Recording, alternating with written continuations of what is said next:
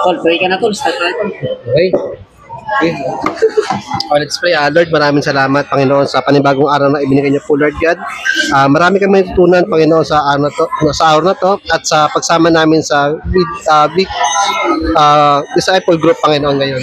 Maraming salamat po, Lord God, sa pagkasama-sama namin ulit. Gabayan niyo po kami, Panginoon, na magpatuloy sa iyong akbang, Panginoon, Lord God. Gabayan niyo po ang bawat isa sa amin, Panginoon, na ngayong araw ay mayroon naman po kami maraming matutunan, Panginoon, sa pag-share ng gospel, Lord God. Ito po ang aming dalangin sa pangalan ni Jesus. Amen. Amen, amen.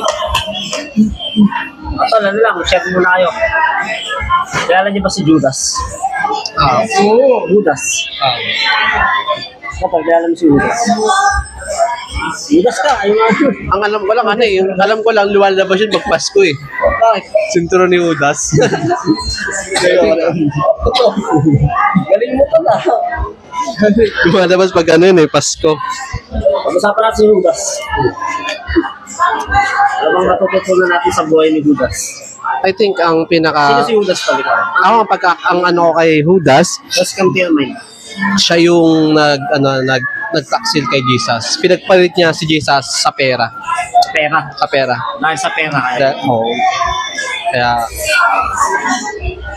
I think, bro, totoo ba na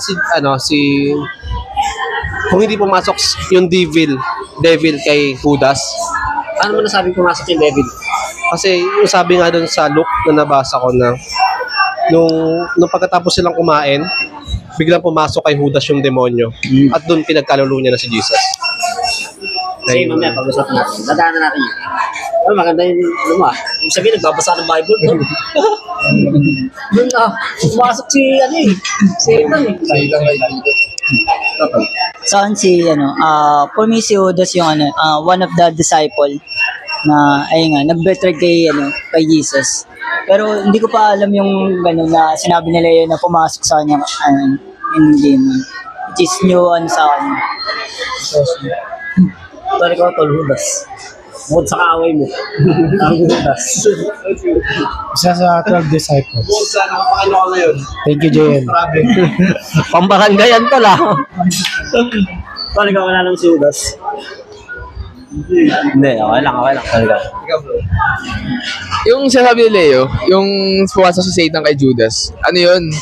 Binigay ni Jesus yung bread, yung dinip niya sa binigay niya yun kay Jesus, and that is the symbolize of sa book of John yun, and actually that is the symbolism of the last grace that Jesus give to Judas. So yung act na yun na pagbigay kay Judas na yun, grace ni Jesus yun kay Judas, pero kaya pumasok si Satan sa life or kay Judas doon kasi merong 30, hindi ko alam kung 30 coins yata sa bulsa ni Judas on that time. So that time, parang ang inano ni Judas is, meron na siyang choice kung pipiliin niya yung grace ni Jesus or pipiliin niya yung coins na sa bulsa niya. And that time, pinili niya yung coins sa bulsa niya. Kaya doon pumasok si Satan. Kaya umalis si Judas. Ganun siya. Oo. Kaya basically, may choice talaga si Judas na either pa-follow niya si Jesus or pinili niya yung sa pera. Yun. So basically, nga si Judas talaga? Kasi si Judas, negosyante kasi siya eh. Negosyante, di ba? Parang very siya eh. Paano nalaman negosyante si Judas? Siya kasi, dun sa binasa ko sa Bible, very money driven talaga siya. Kumbaga, Mindset, no? Mindset talaga, money mindset talaga siya. Oo, kumbaga, yun talaga yung look forward niya, money. Ayun. Kaya nagkaroon siya ng Kaya nga, di ba? Money is the root of evil nga eh. Pag-usapan natin si Judas tol. Nung binabasa ko yung buhay ni Judas, sinaaral ko sa Bible. Parang na-amaze din talaga ako sa grace ni God, sa kabutihan ni God sa buhay natin. Yan, pag-aralan natin. Kasi isipin mo to, meron ako nabasa before eh. Sabi nila, si Judas daw, nasa langit. Di ba, nag-victory si Judas, alam natin. Nasa langit daw. Kasi parang, wala naman siyang choice eh. Parang, kumbaga, sinasabi ng ibang mga ano, tinulak lang naman siya ni Jesus para gawin yun eh. Para ma-fulfill yung prophecy. Mangyari yung gospel. Tol, balikan natin si Judas. Tingin niyo saan napunta si Judas?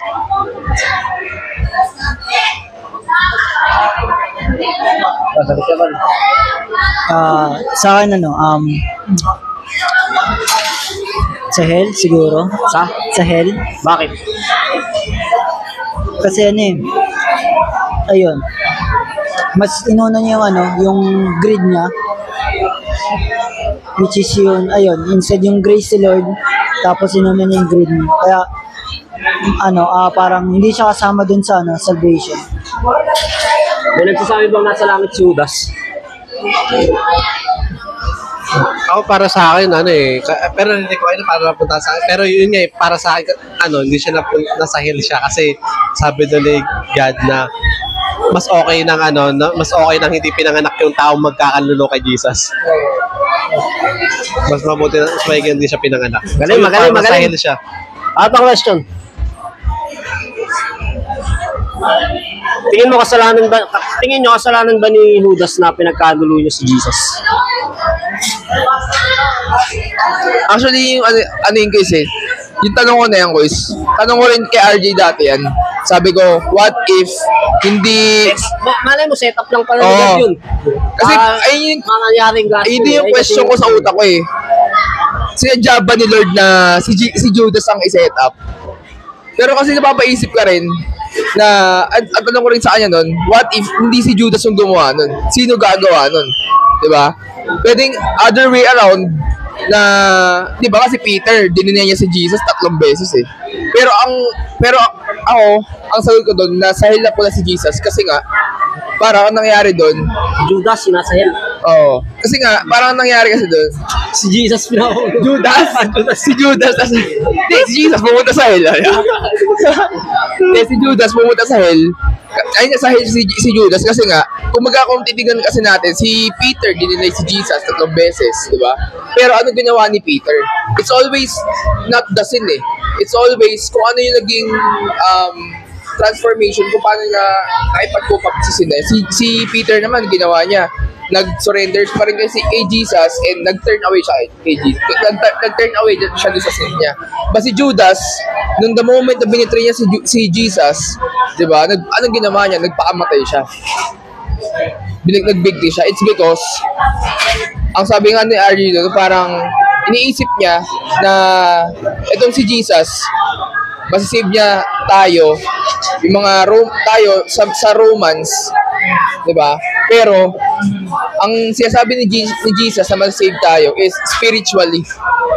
So, ibig sabihin, noon pa lang, talagang tinitest ni Judas si Jesus na ano kayo gagawin nito? Sisave ba ako nito? Papalag ba to? Di ba? Eh, nakita ni Judas, hindi pumalag si Jesus, so nauli siya. Sabi, wala nang pag-asa do. Wala na, paamatay na lang si Judas. Kumbaga, yung faith niya, yun yung nawala, yung faith, and yung trust niya kay Jesus. Kaya, I therefore conclude sa siya, sa hell. Tol, sagot kayo ha. Okay, sir. Ako pero... Ano ba? Kasi! Hindi na ako nalalapit. So, ano yan? Trivia. Lagi niyong tatandaan na ang buhay ay weather. Hindi, yung first question, kung si Judas ba naligtas o hindi. Ang belief ko, hindi. Sabi ni Jesus, did I choose you? Kausap niya yung 12, did I choose you? Ibig sabihin lahat sila pinili. Pero isa lang ang pinangalan ni Jesus. Sabi niya, but one of you is a devil. Before the beginning of the earth, sinabi na ni Jesus na I know everything. Even though bakit hinayaan ni God na magkamali si Eva? Bakit hinayaan ni Jesus na magkamali si Judas? Why? To display the grace. He cannot display the grace kung walang ganung mga senaryo. how can he be gracious sa magandang pangyayari, di ba? So, God needs to display His gracious actions sa hindi magandang senaryo, sa kung saan mas maiintindihan ng tao yung Christianity na, oh, okay, I need to be still, exercise my faith, be strong in this scenario. Diba? And Jesus told us, so that kung bakit ang belief ko is hindi naligtas si Judas. Kasi, nung binetray niya si Jesus, possible na it is because the political mindset na gusto niyo makita si Jesus na maging powerful, iligtas yung mga tao. Siguro, influence yun ng kagustuhan ni Judas na maligtas silang lahat by Jesus. So, na-influensyahan siya. Pero, lagi naman sinasabi ng Bible, it's not about how you started eh. Diba? It's how you finish your life. And you decided to end your life, which is not us. We are just an ambassador of it. So we need to take care of it. And we don't have the authority to decide if we will end our life or, diba? No choice tayo dun. Kumbaga, so, ano ba yung unang question ko, naligtas? So yun yung point ko. Hindi siya naligtas kasi naging straight si Jesus eh. One of you is a devil. Sinabi niya sa John 6:64 yata, one of you is a devil. And then, ano yung pangalawang question ko ya? Tingin mo ba sinetap ni Jesus yun? Possible to display the gracious or the intention to show the people how gracious I am, how powerful I am, how forgiving I am. And for me to display my glory, I need this kind of situation. Pero not because hinayaan kita na gamit, kasi pinili pa rin siya eh. Pero hindi na pinili ni Jesus na magpakamatay ka. Pero pinili kita for this situation. Diba? It's up to you how you will go through in this kind of situation. I choose you for this role, but I did not tell you to end your life. It's your decision if you will still hold or you will release. At doon nagkaroon ng failure si Judas. Diba? Yung first failure, marami naman nag-fail eh. Kagaya nga ng illustration ni CJ, si Peter. Deny. But still, Peter died for Jesus. That is the difference. Diba? Judas chose Jesus, but deny Jesus at the end. Peter denied Jesus, but died for Jesus at the end. So, malaking difference yun. Diba? Si Peter, dinanay niya, pero at the end of his life, I still choose God. Pero si Judas, siya yung reciprocate. Pinili ko si Jesus, pinili kong i-put yung trust ko sa kanya, tinignan ko kung kaya niya bang ipagtanggol talaga kami sa laban sa mga Romans. Sa mga Romans. But he ended his life without Jesus. He ended his life with disappointment. Diba? Pero hindi yun yung will ng Lord. Kung lumaban ka lang sana, baka mas nakita mo. Even though sa failures mo, I can show that I am glorious, gracious, and powerful. Diba? Pero wala, talagang may mga senaryo talaga na kinakailangan yung mga ganong klaseng power to display the glory of God. So let's hear it from... Ibig sabihin si Judas pala, meron din pala siyang grace after nung ginawa niya. Meron pa siyang grace. Kaso kinatop niya na. Ganun. Possible na ganun kasi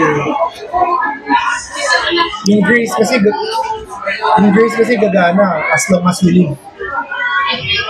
So the time that you end your life, the grace ends. You decide for yourself. Eh? You did not wait for the grace of God to move or to sink in. Eh, tinapos mo na. So, how can grace continue? So, tignan natin kung anong magiging. Kasi parang may iniisip si Jerry. Di ba? Hindi, Let's see kung ano. hindi, maganda yung ano, no, mga perspective natin about pera. Kasi, siyempre, ako nung lumalaki ako, alam ko lang kay Judas, pampera eh. Diba? Wala pa, alam natin kay Judas, pampera. Pero, tapos, may mga nabasa rin ako na, parang ngayon niya eh, parang yung situation eh, parang sinisisi nga nila kay God. Parang, wala palang choice si Judas kasi parang, the very first, parang siya na yung ano eh, Setup. na-setup na ano eh, parang ganun naman yung ano. So, kung wala kang choice, ang inaano nila, eh bakit ka gagawin? Baga, walang choice si Judas, napili na siya, una pa lang. Mukha pa yun. Tapos, ang thinking nila, bakit mo paparusahan si Judas kung wala siyang choice? May sumasagi rin sa isip ko, brother, na ano eh, na yung kabutihang ginawa ni Judas yung panahong hindi pa pumapasok yung devil sa kanyang katawan. Possible din kaya na mailigtas siya. Na? Kasi nung time, di ba, hindi pa naman, nung, tsaka lang naman nagkanulo si Judas nung pumasok sa kanya yung evil eh. Possible din ba nasa langit si Judas kasi nga, yung ginawa niya kabutihan before pumasok yung devil sa katawan niya. Parang complicated ba? Kasi, Ano ba, ano doon? Ano ba, Ano ulit natin benefits? kasi hindi naman si Judas ginawa niya para, hindi naman siya agad na ganun eh, na masama eh. I mean, nag-disciple siya eh. Kasama niya sa 12. So, kaya lang naman niya pinagkalululo si Jesus kasi nga yung devil pumasok sa katawan niya. So, possible din ba na nasa langit si Judas? next question. Additional doon, karugtong doon. Will din kaya ni Lord kay Judas yun? Ayun nga eh, parang setup na ni God yun. Oo, ganun ba yun? Kasi parang, ayun nga, sinagutan mo na. Kasi parang siguro, like for example, hindi Christian yung, ayan, natayin ganito. Ang isipin na ibang tao, parang unfair naman kasi nun. Diba? Kumbaga parang, alam mo na pala na na si Judas magiging ganito, pero alam mo 'yun. Wala, parang lang, kumbaga ano kaya 'yun? Ano ba? Will bash siya ni Kasi parang si Peter naman, 'di ba? Eh, pagkakasabi nga ni RJ na yung iba, di ba? Iba na tayo nag-repent nga sila eh. Pero yung ginawa niya, imbis na makabawi siya. Paano tayo? Imbis na makabawi siya, di ba? Pag ginawa niya, tinapos siya yung buhay niya. So if ever na hindi ginawa ni Judas 'yun, possible na maligtas pa siya. Makabalik eh, possible siya makabalik. Meron kasing two kinds of story. Kaya tayo nahihirapan intindihin kasi we're trying to make it unique. One story that Judas betrayed Jesus. And one story, si Judas na nagpakamatay. Magkaiba yan, we don't need to put them together. That is what happened. Kumbaga, yan yung conclusion sa buhay ni Judas. But there is a story, Judas na nagbetray kay Jesus at Judas na nagpakamatay. Judas na nagbetray kay Jesus, possible na merong will din si Lord. Meron ding will si Lord na ito talaga yung ginawa ni Lord na role para kay Jesus, kay Judas. Pero pagtalikod mo, that is now the start of your decision. Diba? The first story is Judas who betrayed Jesus. And the second story is yung nagpakamatay siya. Diba? So different story to. Ito yung will ni Lord sa'yo. And He never think about to His people to lead them to death. Diba? He is a God of life eh. And He is a God of justice. He never, alam mo yun, hindi siya mag-aim sa isang tao na ito yung will ko sa'yo. Because the Bible is constant or consistent na talagang ang dala ko ay buhay. Bible is no error. We believe to that, diba? Ang dala ko sa inyo ay buhay. And without me, there's no life. Diba? So, different story ang dalawa na yan. Yung unang story, si Judas na nag-betray. Ngayon, natapos na tong story na to. This is now a different battle. Sa kanya na yun. Di ba? It is now your part. Kasi ano yan eh, ba synergism yan eh. Once that we accepted Jesus Christ, we are now working with God. Hindi lang God ang nag-work sa atin. When we are with Jesus, synergism na yan. It is between you and God. Work of God and work of man. May free will pa rin tayo eh. Diba? So, kapag sinabi natin na will ng Lord yun, ibig sabihin, manipulator si God. And He is not a manipulator God. We exercise our free will. Laging sinasabi ng Bible yun, di ba? We exercise our free will. So, wag natin pagsamahin na isang storya lang sila. Ibang storya to. Ibang storya yung nagpakamatay siya. At yung nagpakamatay siya, dito possible na talagang will ng Lord na gamitin ka into my betrayal. But I never aim for you to end your life. That is now your part. That is not the will of God. In my point of view, kasi ayun lang. Ewan ko kung anong... So, ayun nga, tol. Kumbaga, kung hindi nagpakaway si Jesus, possible talaga na maligtas pa rin siya. No? Possible siya makabalik. Possible din na makabalik. Ano kay Peter?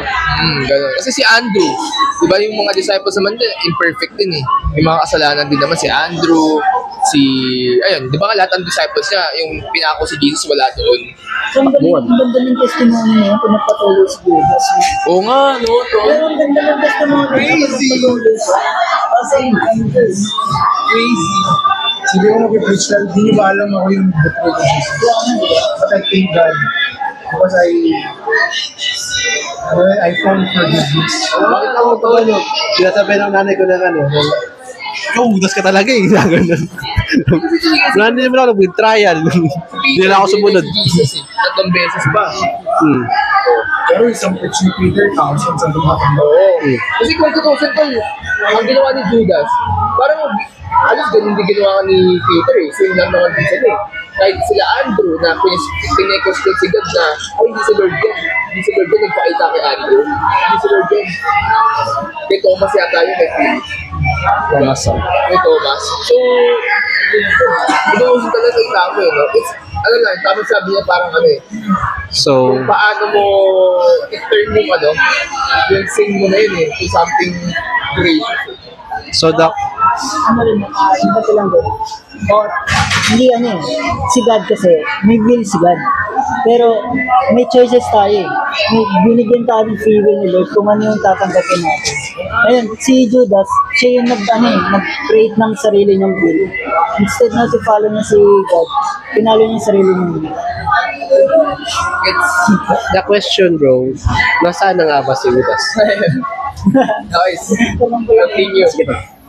Sino ba nag-create kay Judas? Sino ang nag-create kay Judas? God. Si God.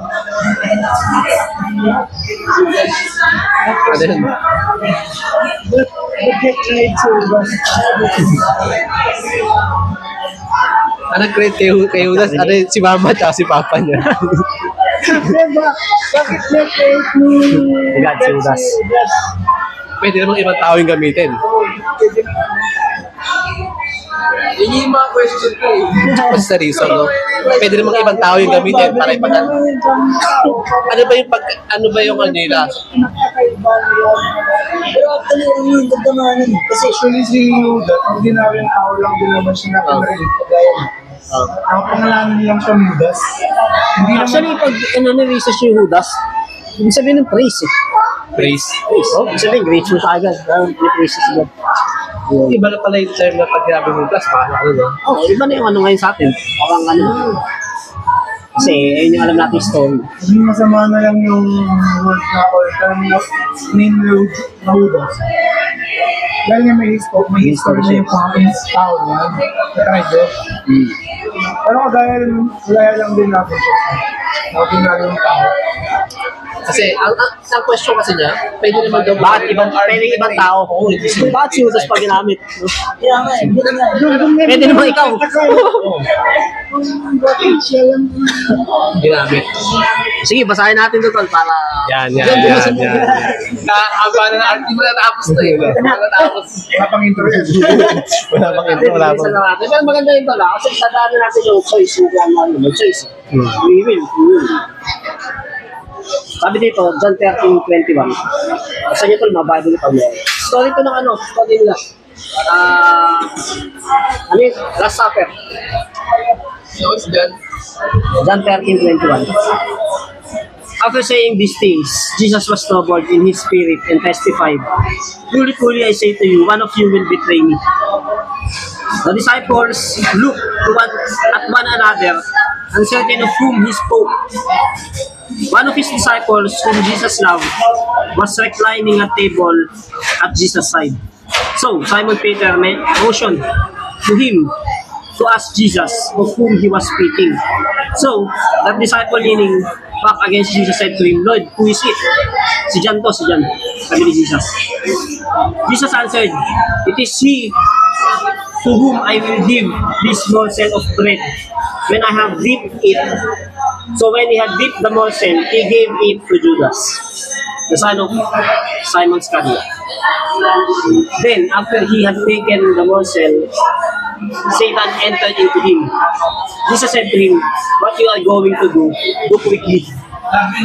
Now, no one at the table knew why he said this to him. Some thought that because Judas had the money bag, Jesus was telling him, "Buy what we need for the feast," or that he should give something to the poor. So after receiving the morsel of bread, he immediately went out and was night. Itong nila, kumakain sila. Parang to eh. Parang celebration, feast kasi to eh. Sabihin, to? Masaya. Parang nire-remember nila yung ginawa ni God sa Israelites before na paano niligtas si God. Feast nga to eh. Tapos, one time, bila sinabi ni Jesus, ganun mo, parang ang saya-saya nung di ba, celebration. Kasi sinabi ni Jesus, isa sa inyo, magkakaroon mo sa pero bago sinabi ko ni Jesus, si Judas, ay pagkasundo na, mangunod sa Supper, Sanhedrin. O sige, ano ko sa inyo si Jesus? Magkano? 30 silver. Yung 30 silver, parang ngayon nga yung tinatanong ko rin before. Kung si Judas, pera lang habol niya, ba 30? Yung 30, pag inaral mo, pinakamura na yun. Pinakamura na presyo ng Murang halaga siya bilhin. pinakamurang halaga ng mga alipin. Diba, kung ikaw, tinitingnan mo kung hari si Jesus, bibenta mo ba ng 30 silver yun? Ibig sabihin, Hindi pera. Marami yung point nila doon. Hindi lang pera ang dahilan. Kung bakit niya binenta si Jesus. Kasi, sabi nga nito, business man yun eh. Tapos siya pa yung treasure doon sa grupo nila. Kaya nga sabi ko sa dulo, di ba? Some thought because Judas has the money bag, siya tagawak ng pera nila eh. Baka bibili lang ng to. Tapos isi-share sa mga mga mahihirap. Ay yung thinking nila na sinabi ni Jesus na sige, gawin mo kung dapat mo lang. Kung pumasok yung devil. Kaya nga, parang ngayon din yung maganda na yung free will. Usapan natin yung free will. Kasi, syempre, sabi mo kanina, di ba? Sigat naman nagbigay ng free will sa atin. Ibig sabihin, pag ginamit natin sa mabuti yung free will natin, binigay sa atin ni God, hindi natin pwedeng ipagyabang kay God yun. Kasi siya nagbigay mo. Ngayon, pag ginamit mo sa masama yung free will mo, sama tayo, mga tao, ginagamit natin sa masama. Parang ganun yung nila, pinaglalaban nila ngayon na si God nagbigay nun eh. Tapos na sinisisi niya sa akin na ginamit ko sa masama. Parang ganun. Kumbaga, pag yung parang ganito.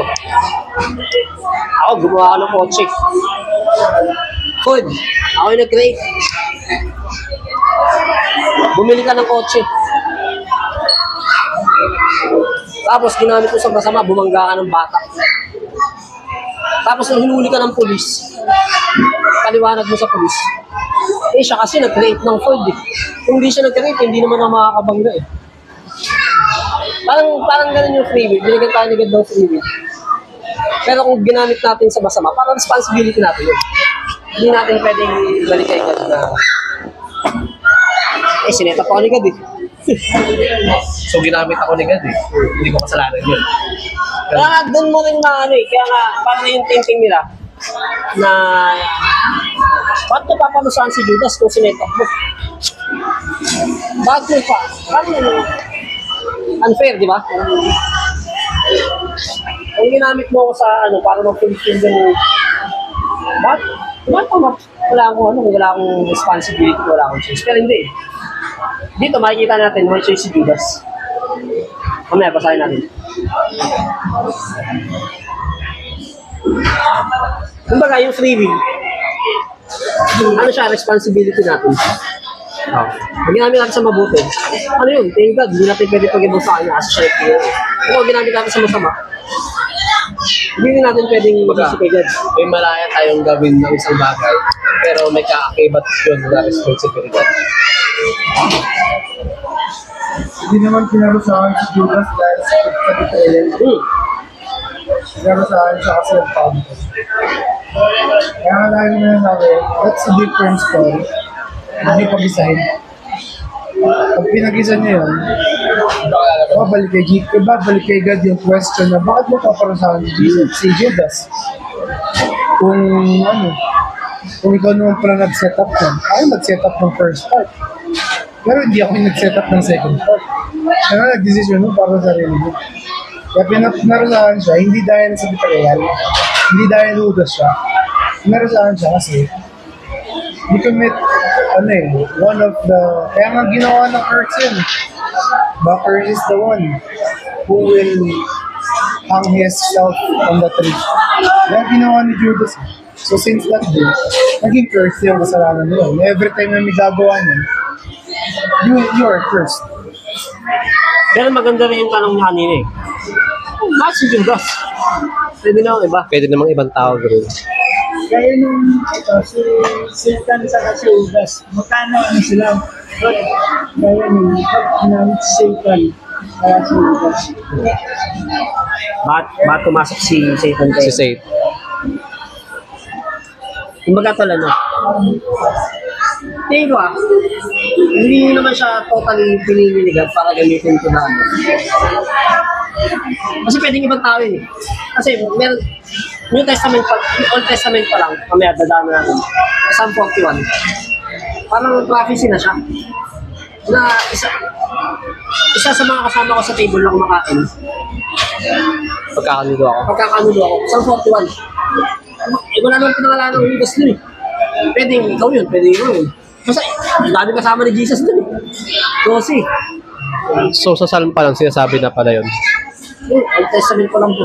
Na isa sa mga, Psalm 41, isa sa mga kasama ko na kumakain, pagkakanulo ako. So, parang ang ano ko doon, ang take ko doon,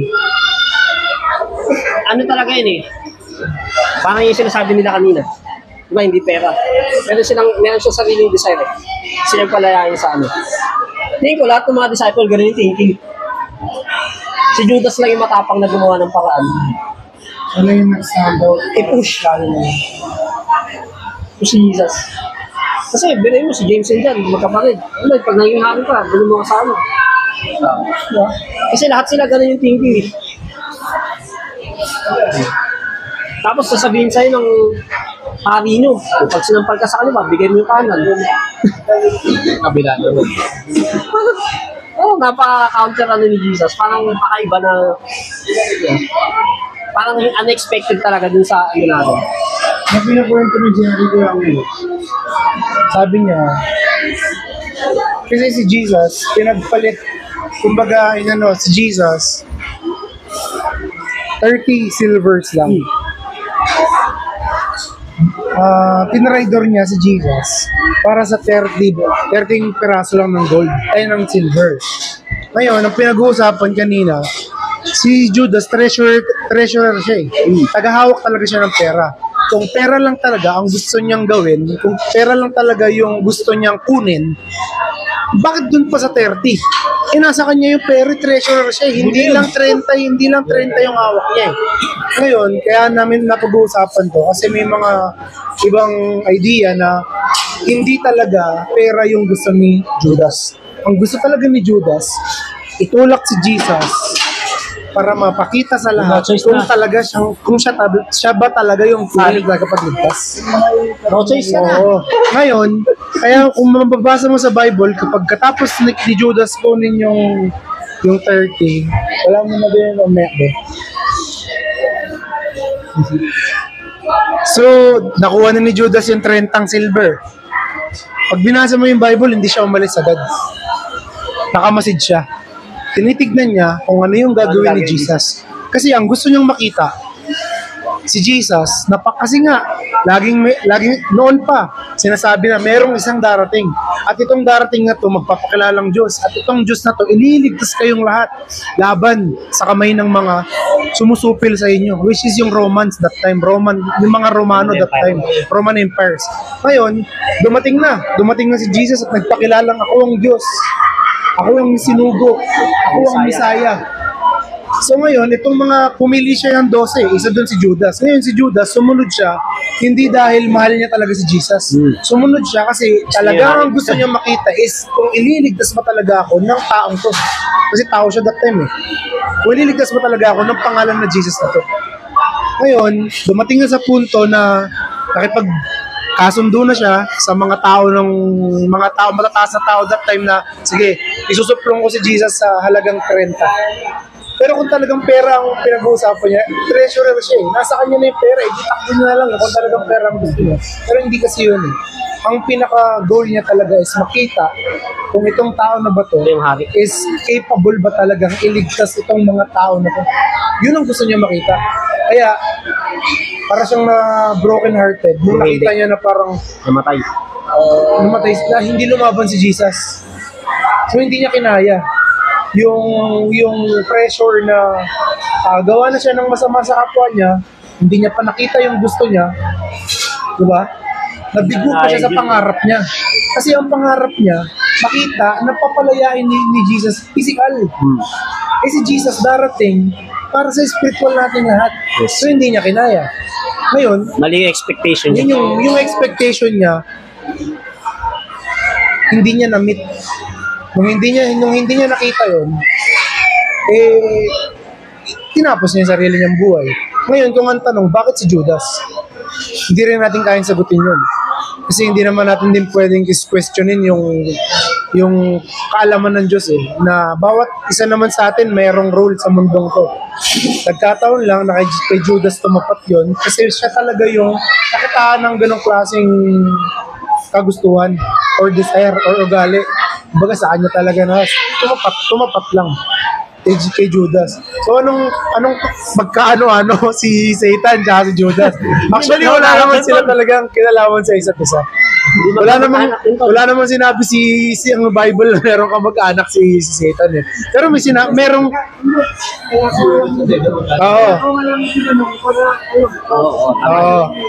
Ito nga, sasagutin natin. Si Judas at si Satan, hindi sila magkaano-ano.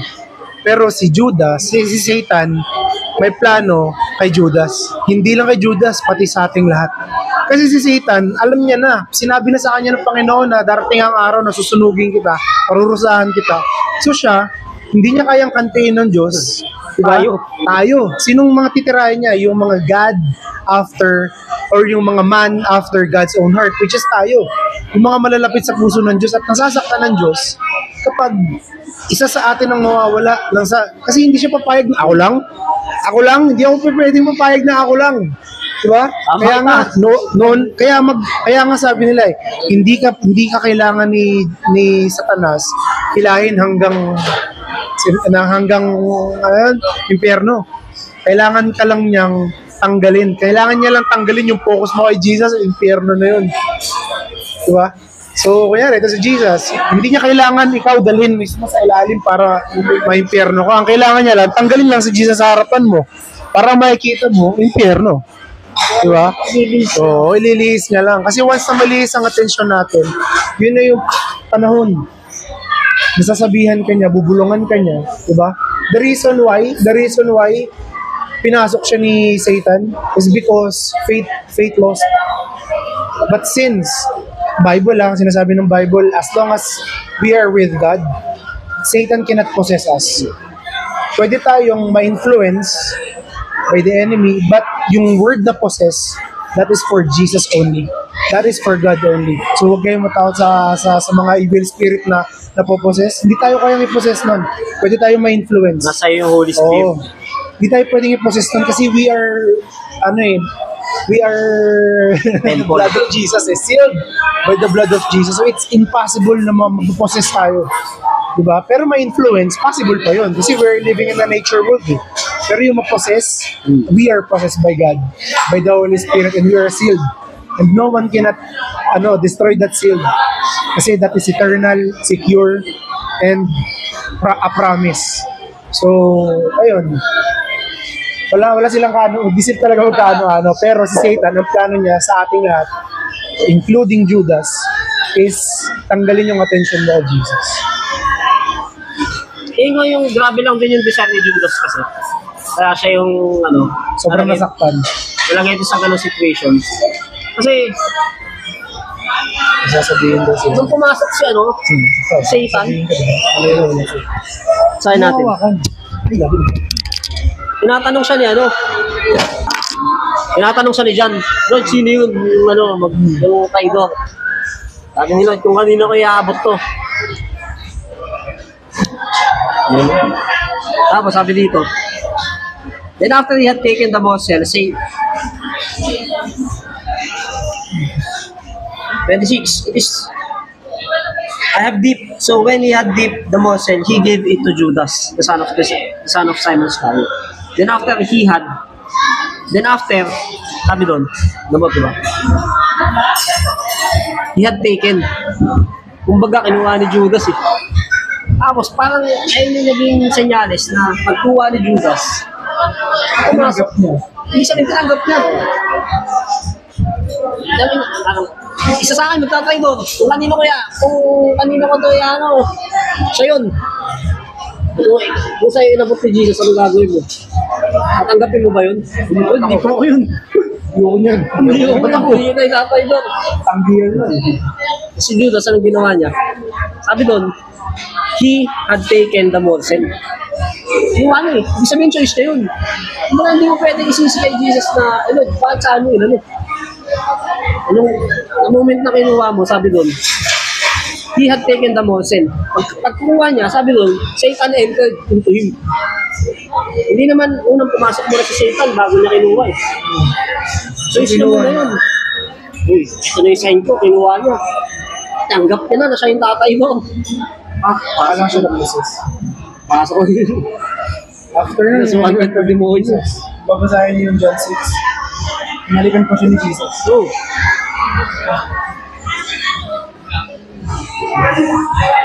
Ayun eh. Farewell kiss. yun na, ikaw nag-pride, proud ka pa? Pero isipin mo, kahit lang alam niya yung pagkakalalo siya niya, ni Jesus. Diba? Alam ni Jesus na yung pagkakalalo niya. Nalikan niya, diba? Ibig sabihin, nandun pa rin yung love ni Jesus eh. Diba? Nandun pa rin yung love ni Jesus. Bago yun, Hindi, alam niyang pagkakalalo siya ni Judas, diba? Pero inalikan niya si Judas, diba? Kumbaga parang nandun pa rin yung love niya. Kumbaga parang, sige, anak, sige, gawin mo na yung niya. Diba? Oo, diba? Napaka, sobrang touching lang. sabi dito, pumasok ng demonyo. Pasok ng demonyo. Tapos sabi ni Jesus, kay Judas, what you are going to do quickly. Yun ibig sabihin nung sinabi ni Jesus kay Judas. Nandun yung demonyo What you are going to do, gawin mo na mabilis. Ano yung gagawin mo, gawin mo na mabilis. Kausap niya dito, thank you, demonyo, hindi na si Judas eh. Satan entered into him. Tapos sinabi ni Jesus kay Judas, what you are going to do quickly. Kumbaga, pakuha mo na ako. Kung mga makikita mo yung ano pa rin eh. Ako nakikita ko din yung grace pa rin talaga ni God. Kung gusto niya talaga isalba pa rin si Judas, gawin mo na mabilis kung yung dapat mo gawin. Kasi nagpamatay yun. Kumbaga, makikita mo pa rin yung... Hindi kung ikaw si Jesus, tapos mo si Judas eh. Pinasukan ng demonyo.